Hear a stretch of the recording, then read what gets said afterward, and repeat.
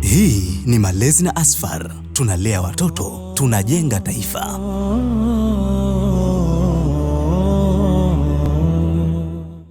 Assalamu alaikum warahmatullahi ta'ala wabarakatuh. Mimi naitwa Asfar na hii ni Yajue Yaliyojificha.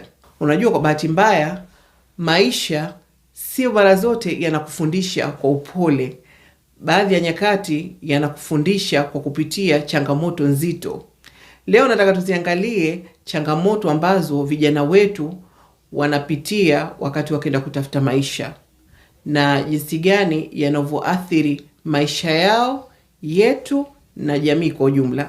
Leo katika pitapita zangu nimekutana na story ambayo imenihuzunisha sana, tena imenihuzunisha zaidi kwa sababu imetokea katika mwezi huu wa Ramadhani.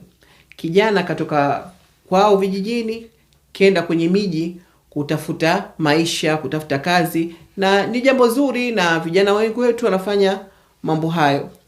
Lakini kwa bahati mbaya kijana huyu kafika kakutana na watu ambao msaada wao ilikuwa ni kumsaidia kwa kumfanyia vitendo vya udhalilishaji, kwa kumwingilia kinyume na maumbile. Watu wanasali tarawehe, ndo hao watu wamekutikana wanafanya vitendo hivyo, au huyo mtoto anafanyiwa vitendo hivyo.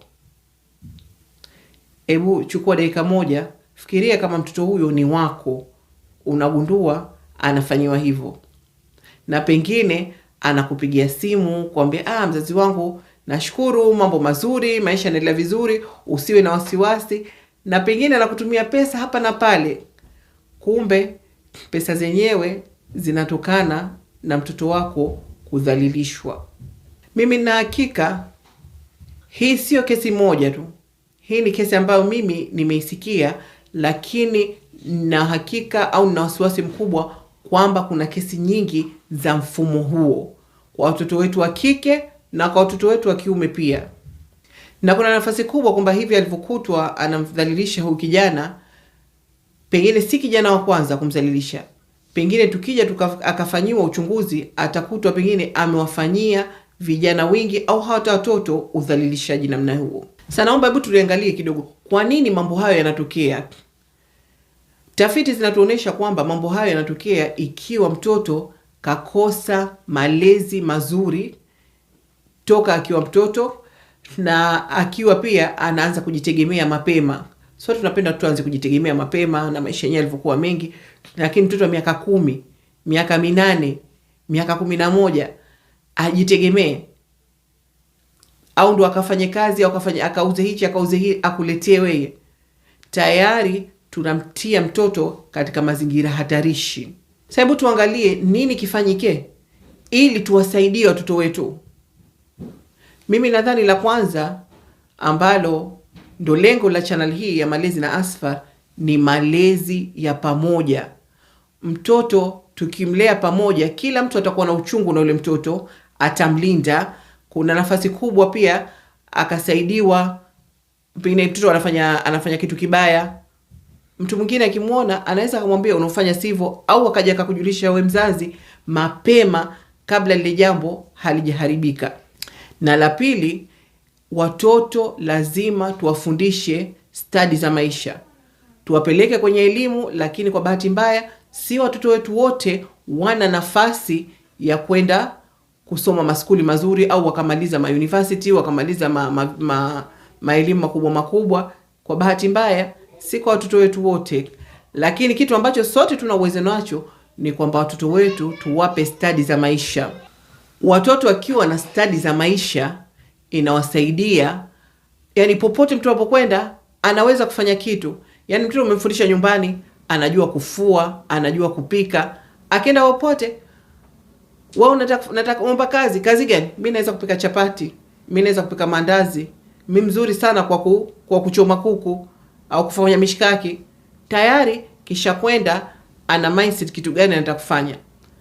Au hata mimi naweza kufua, mimi naweza kutengeneza bustani, naweza kulima, kuliko mtoto anakwenda pahali na kwenda kutafuta kazi gani anataka, kazi yoyote.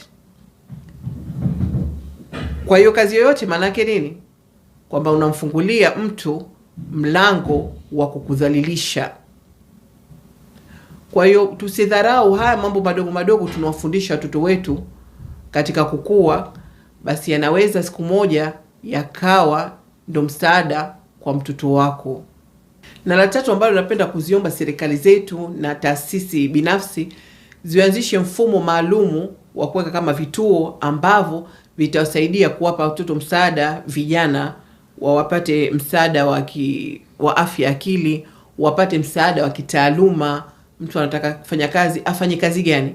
Au akiwa na tatizo pengine kama hivyo, kijana kenda pahali mgeni, vituo hivi vitumike kuwasaidia watoto ili wanapodhalilishwa kwa makazini au wanapokuja mtoto hajui afanye nini, pengine familia imeparaganyika, mtoto hana pa kushika, angalau kuwe na pahali ambapo anaweza kenda akapatiwa usaidizi. Hii itaepusha hizi kesi nyingi za vijana kudhalilishwa au kufanyiwa dhulma.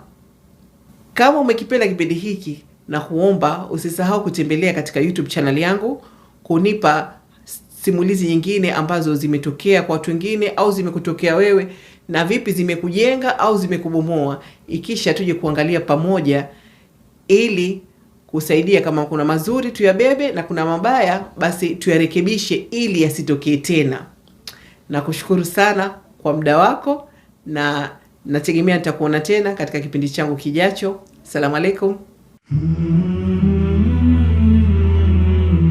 Hii ni Malezi na Asfar. Tunalea watoto, tunajenga taifa.